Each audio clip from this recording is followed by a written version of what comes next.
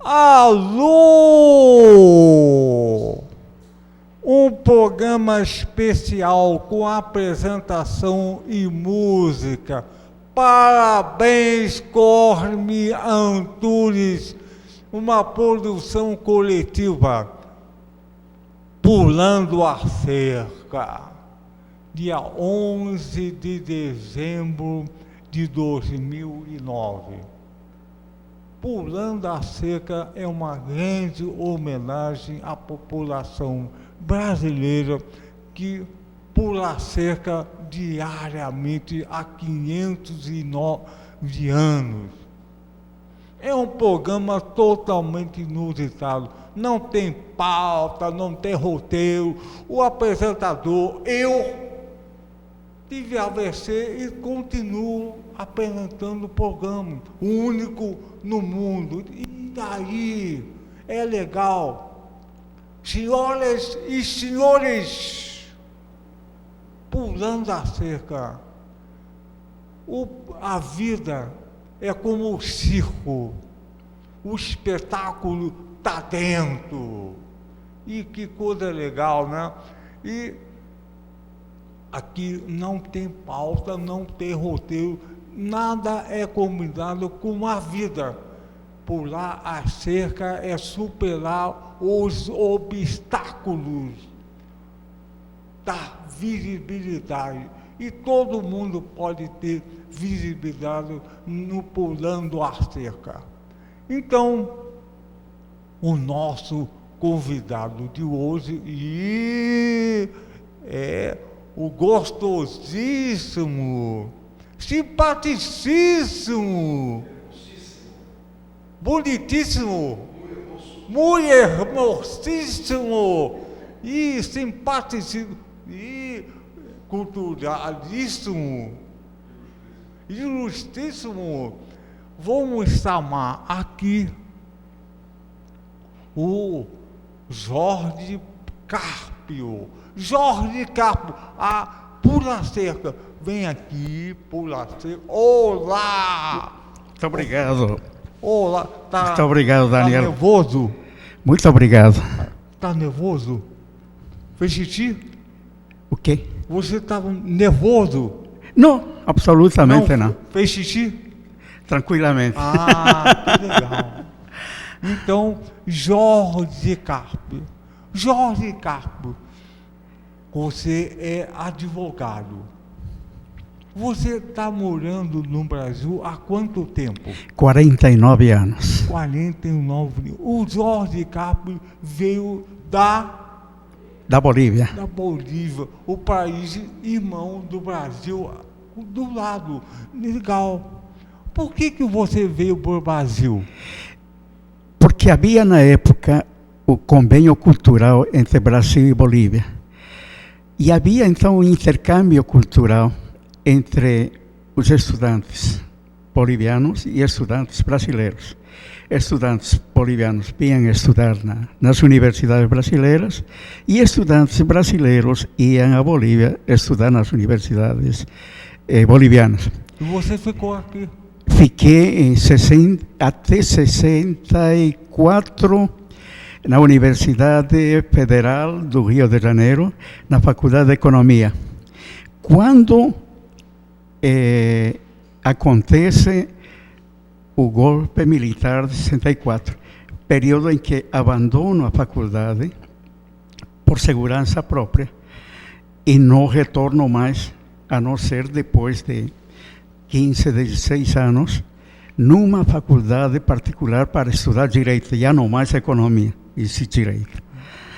Esse processo de conscientização que me deu os 15 anos me levou a refletir sobre a realidade da América Latina. A América Latina entrou num campo de convulsão política, social, cultural, muito grande. E essa convulsão praticamente alijou todos os movimentos estudantis, todos os movimentos sociais que na época haviam se desenvolvido de forma dinâmica, principalmente no Brasil. E como eu tinha uma convicção de que, se o Brasil não fosse libertado do imperialismo norte-americano, os outros países da América Latina também não seriam libertados.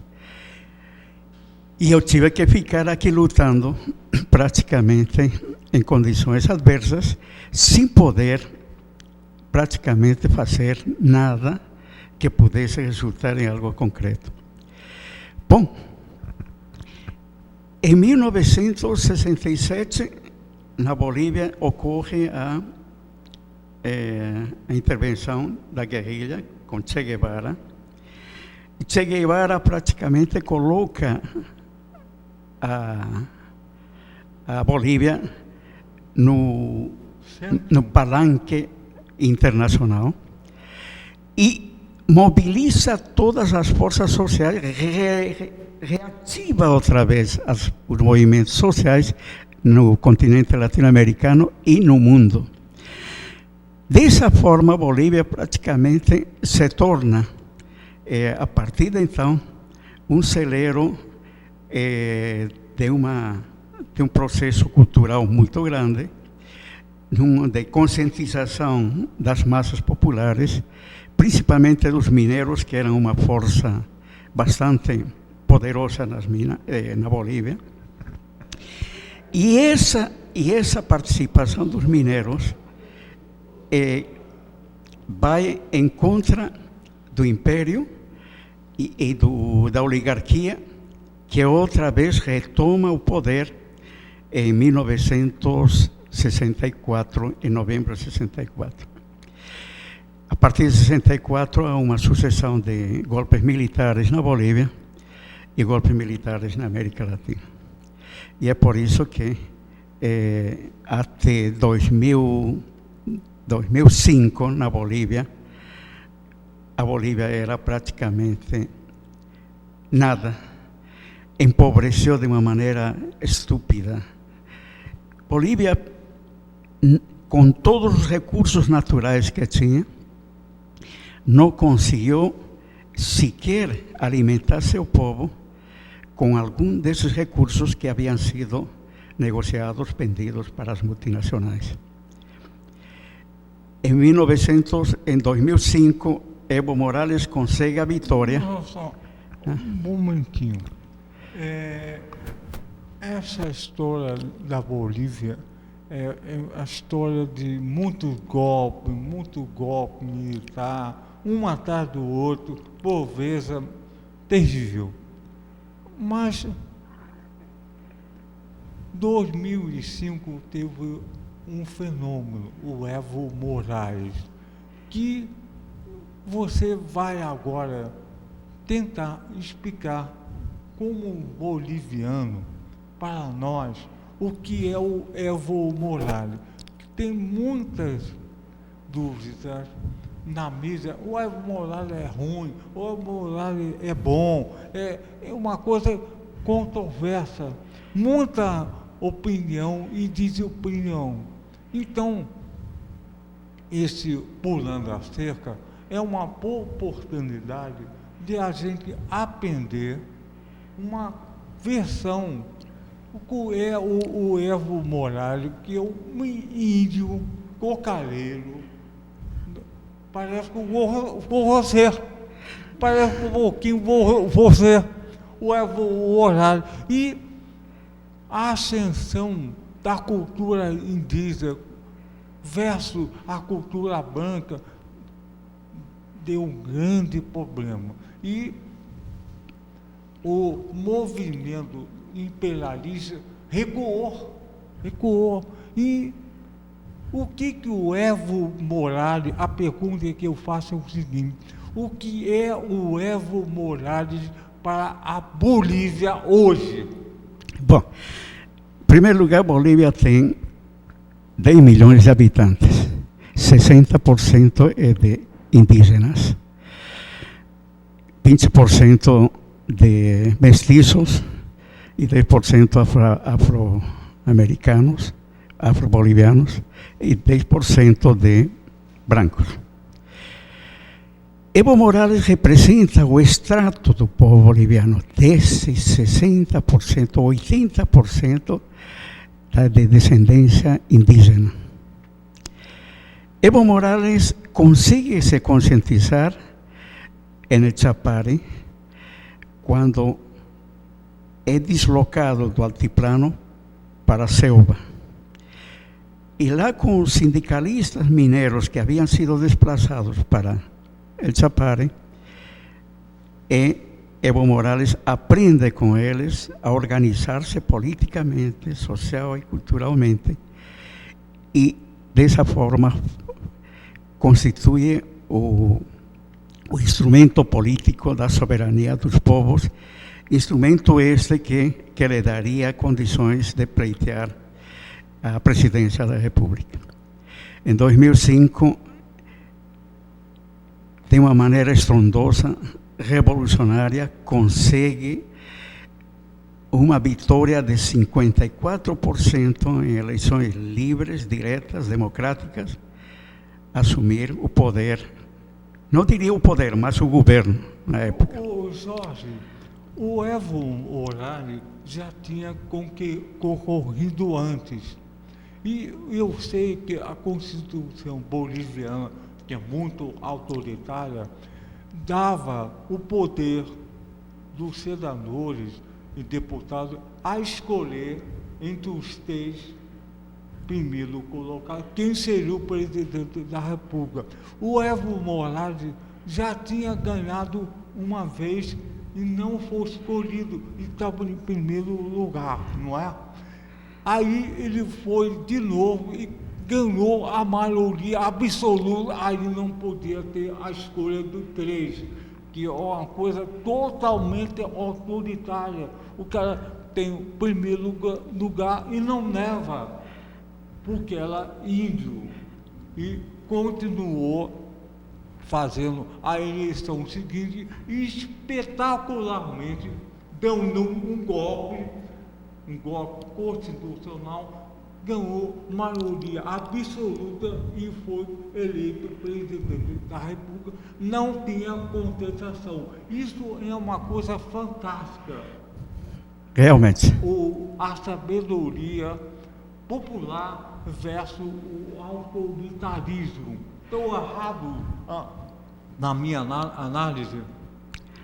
Esse fenômeno que está ocorrendo na Bolívia é um fenômeno sui generis, histórico, é uma referência para os povos da América Latina, porque Evo Morales conseguiu aglutinar todas as forças sociais para poder trabalhar na conscientização desse povo, a defender os recursos naturais, a defender a soberania nacional, a defender a cultura nacional e a defender e a perder o medo, principalmente o medo. Em 2005, a Bolívia, o povo boliviano perde o medo. A partir de 22 de janeiro de 2006, quando Evo Morales toma o poder, aí começa então o trabalho de gigante, um trabalho de extensão cultural, político, social, sem precedentes na história da Bolívia.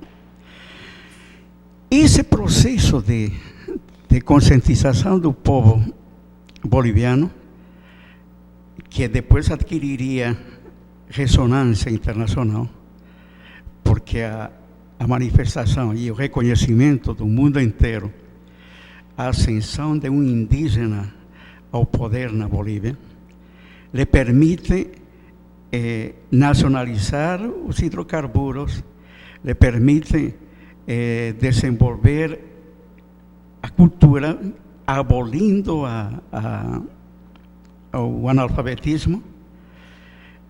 Em 30 meses, o analfabetismo é erradicado definitivamente da Bolívia, constituindo-se o terceiro país da América Latina, livre do analfabetismo, reconhecido pela Unesco em 2008, há um ano atrás.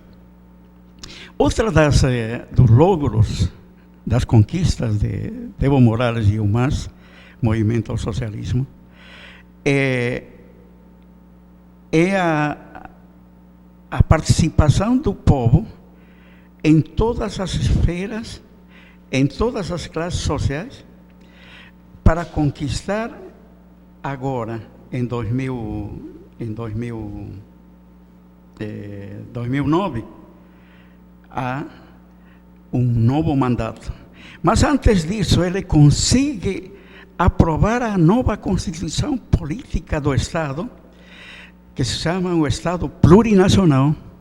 E esse Estado Plurinacional integra as 36 nacionalidades que haviam sido completamente relegadas, marginadas no período anterior, pela oligarquia e pelo império. Na Constituição Política, aprovada em referendo, aprovada pelo povo, adquire uma dimensão boliviana nacional e uma dimensão mundial, e essa integração cultural e das 36 nacionalidades são reconhecidas num artigo da Constituição Política do Estado. Isso permite realmente resgatar a cultura quechua e aimara e a tupi-guarani na selva. Essas três culturas e outras culturas cujas línguas ainda deverão ser desenvolvidas, deverão ser estudadas, constituem a base, a pilastra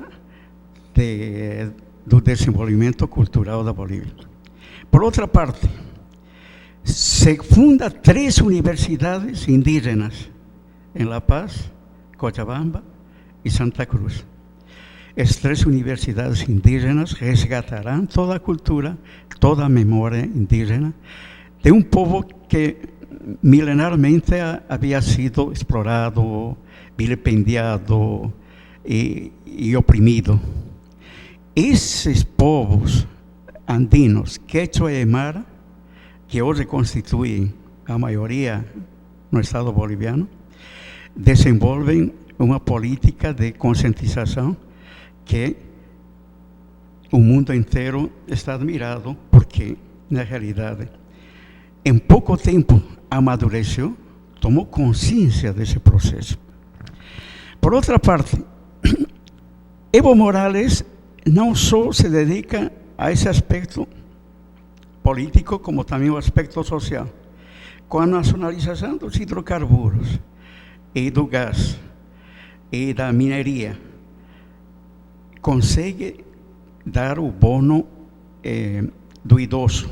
A partir dos 60 anos, o idoso começa a receber um dinheiro para resgatar sua dignidade. Por outra parte, consegue também aprovar um bono, Juancito Pinto, chamado Juancito Pinto, para as crianças mais pobres, em torno mais ou menos de quase 1.800.000 crianças que estavam sem condições de estudar, e com esse dinheiro começam já a estudar, comprar material escolar, material que lhes permita frequentar a escola. Outra conquista de Evo Morales é a assistência à mulher gestante e às crianças que estão nascendo e que durante 2 anos receberão uma assistência, essas crianças, para evitar que a mortalidade infantil continue aumentando. Dessa forma, essa conquista da saúde será impressionantemente favorável à população boliviana. Outra das conquistas é em relação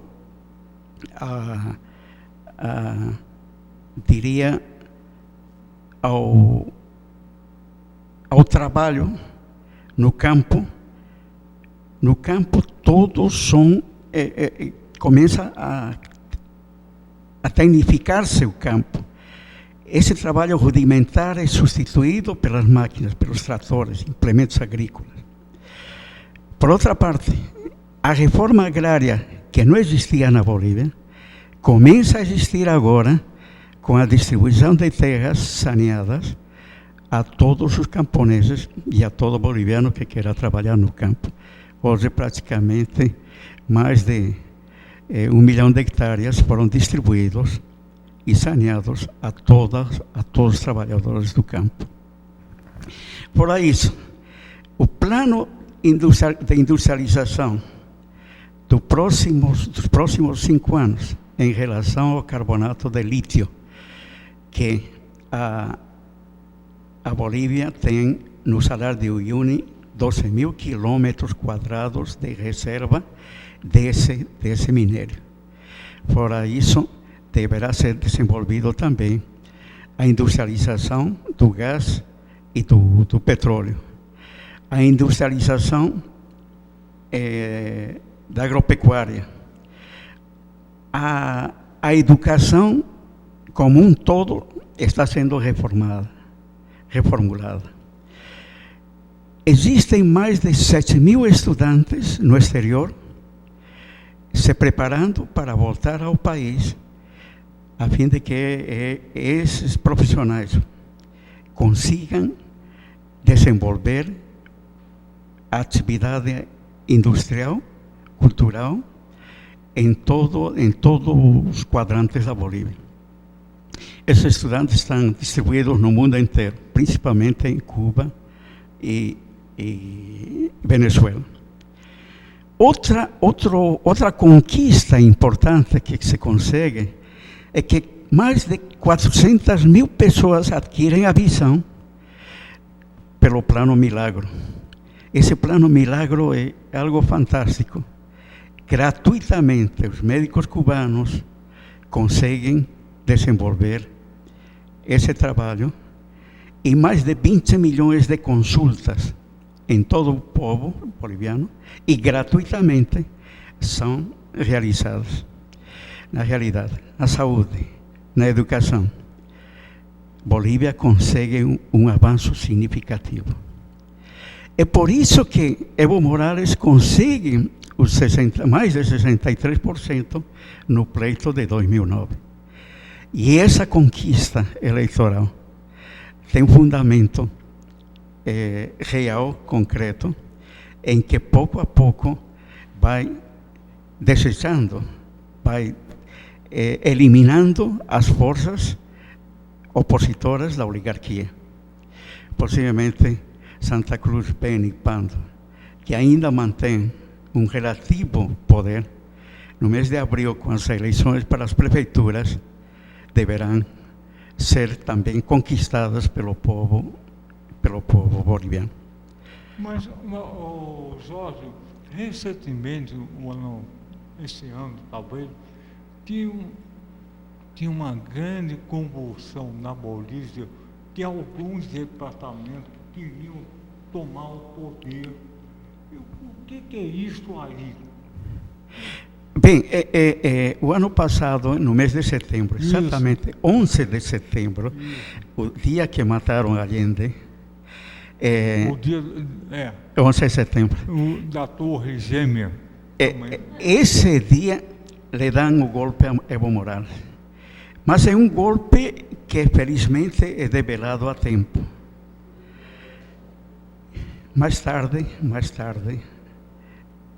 se pratica o magnicídio. As forças oligárquicas haviam contratado irlandeses, croatas e húngaros para poder matar Evo Morales e Álvaro García Linera. É develado a tempo pelo Serviço de Inteligência da Bolívia e não consegue, então, seu intento de eliminar, matá-los, assassiná-los, a Evo Morales e a Álvaro García. Esse fato foi mundialmente avisado, pouco divulgado aqui no Brasil, pouco divulgado também em outras no mundo inteiro, mas na Bolívia tem uma repercussão que inclusive favoreceu agora a conscientização do povo. Porque Evo Morales tem o hábito de trabalhar 20 horas por dia. Começa às 5 horas da manhã e termina à meia-noite. Sempre está em movimento. Visita todos os campos, as minas, as fábricas, as escolas, as populações pobres, tentando aprender com as necessidades do povo. Então, o risco que Evo Morales corria para ser eliminado era muito grande. Mesmo com toda a segurança que ele tinha, não conseguiria ser salvo de toda a perseguição que Evo Morales seguia. Ô Jorge, e como é que você vê a relação da Bolívia com o Brasil, com a Petrobras, com esse negócio todo? Bem, as relações sempre foram amistosas, sempre foram construtivas e foram sempre de participação.